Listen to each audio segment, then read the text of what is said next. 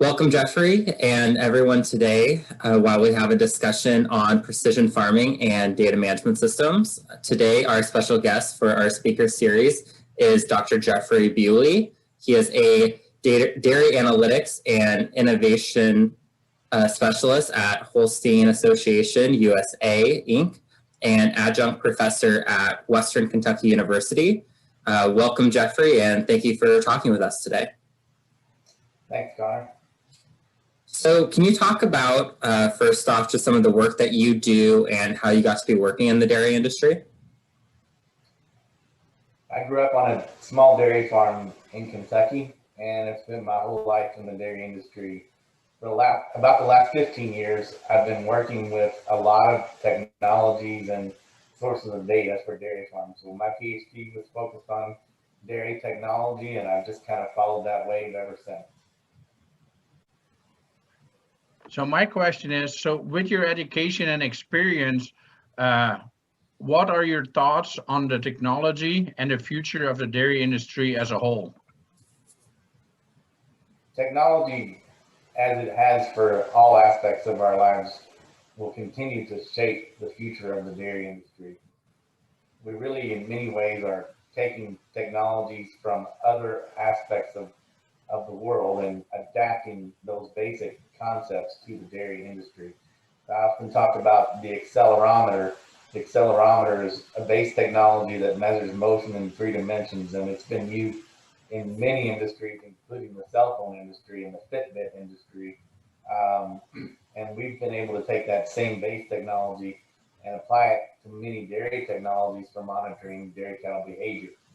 So we take and borrow ideas from other industries and bring them into our industry and are able to do some pretty neat things, both in terms of data collection and in automation of processes on dairy farms. Gotcha.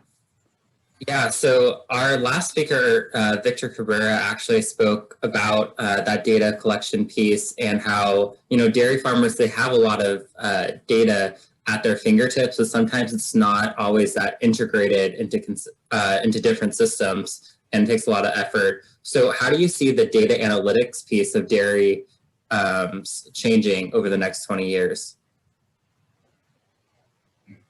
Really, what we do with the information is more important than what the data is to begin with. Data by itself is useless. We have to turn it into a decision for it to be useful.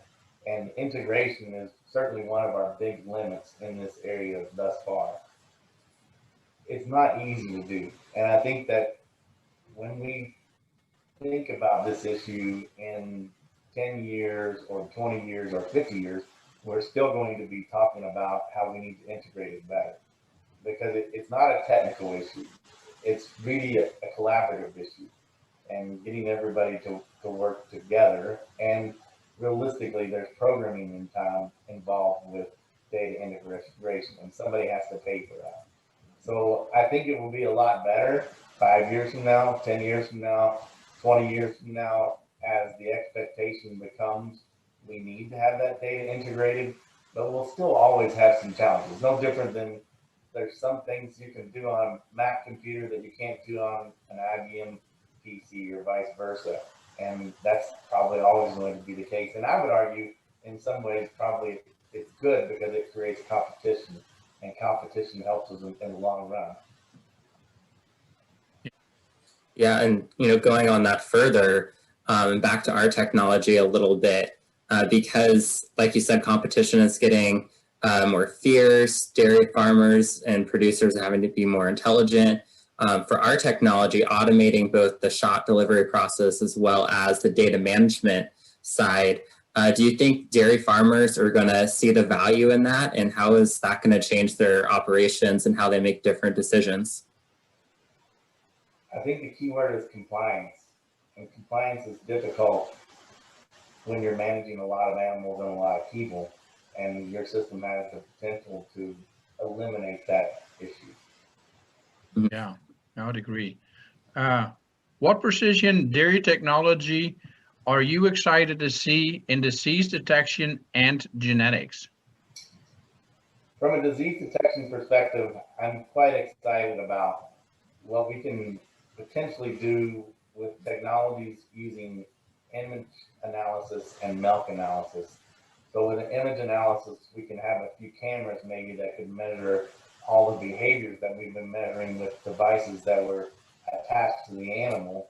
So we can basically spread a fixed cost over more animals. And with milk-based technologies, we can look at biomarkers to give us a physiological indication of what's going on with the animal rather than an indirect indicator. And we basically, in the dairy industry, we have our own sample collection system set up already because we're collecting the milk 3 times a day as it is. And there's a lot of biological variables that we can measure within that milk, some of which I think we clearly know about, things like somatic cell count or fat percentage. And I think there's some biomarkers we don't even know what they are yet that we will discover. And that potential is just going to continue to unfold exponentially. Mm-hmm. Yeah. So do you foresee, larger dairies being the primary adopter of these technologies, or can these technologies also benefit dairies with less than, let's say 600 head? I think all dairies can benefit from technology. The technological fit may be different between dairies of different sizes, and the needs may be different, but everybody can benefit. The animal biology is the same, whether that cow is one of 10 cows or one of 10,000 cows. So the biology is the same, and business management concepts are the same, regardless of farm size. So there are some technologies that may fit small dairies better, and there are some technologies that may fit large dairies better, but all people can benefit from technologies and data. Yeah. Are you seeing a shift in precision-based technologies with international dairies as well? In general, actually, in some ways, I think the U.S. is a little bit behind in technological adoption, and part of that has to do with labor costs. We typically had a lower labor cost than many of our international collaborators.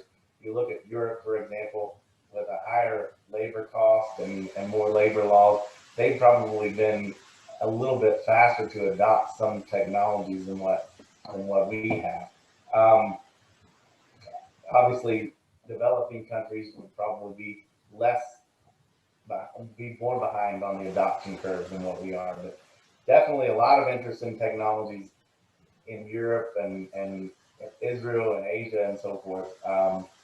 And I think that's going to continue to be the case. Canada has a lot more interest in technologies because they have a quota system that sort of changes the dynamics of adoption of technology. Yeah, exactly. Mm-hmm. So what are some of the intangible benefits, if any, found in these new dairy farming technologies?